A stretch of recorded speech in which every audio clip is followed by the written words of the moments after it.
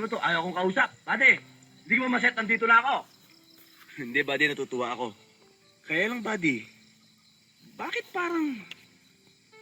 Talaga bang okay ang pamilya ko?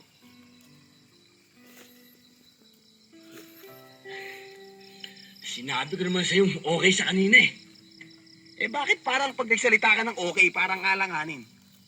Hindi pare, talagang masaya si Kumare. Sinabi ko naman sa'yo, talagang wala silang kaproblema.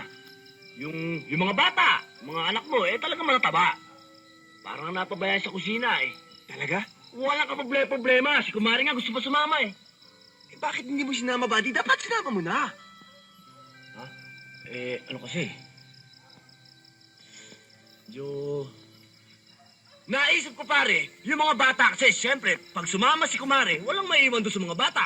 Kaya pinagpilitan ko na kung na sumama si Kumare para may makalaga rin sa mga bata. Kaya lang, buddy, bakit? Bakit di ka prasong sulat, di man lang nagpadala? Sulat! Buddy, may sulat! May sulat! May sulat, buddy! O, akin na, buddy. Okay na.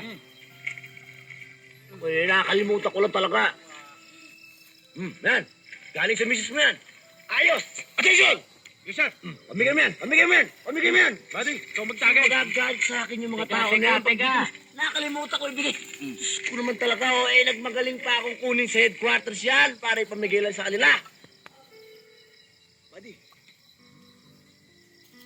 bakit palipalok yata yung sulat ng misis ko? Wala sa linya eh. Di buddy, palagay ko ano yan eh. Nung sinulat niya yan, palagay ko walang ilaw. Brown out. Napakahirap magsulat. Kung kandila lang. Oh. Kumusta ka na? Sana okay ka kapag natanggap mo itong sulat na to. Yung mga kasamahan mo, kumusta na dyan? Edwin, may pagtatapat sana ako sa'yo eh. Sana maintindihan mo ko.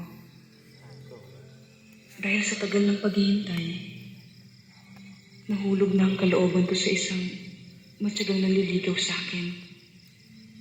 Nagpakasal na kami. Patawarin mo ako. Sana lagi ka nang tutulungan.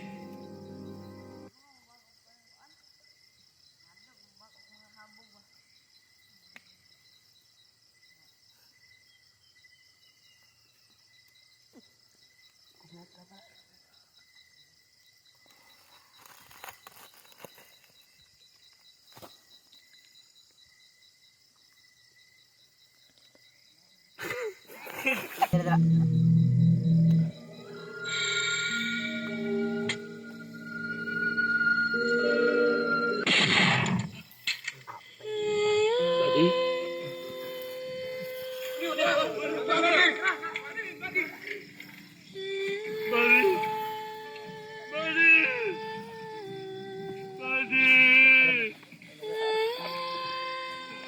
Sa'yo, huwag mong pag-asaya ng panahon ng babaeng yan eh. Kwenta yung babaeng yan eh. Kung hindi ka sana niloko, hindi ka sana namatay. Tabi, ano nangyari? Kari, ano nangyari? Nagbaril sir. Bakit? Dahil doon sa babae sir.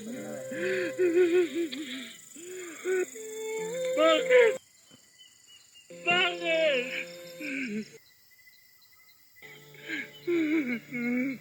First thing in the morning, dali niyo yung bangkay sa headquarters.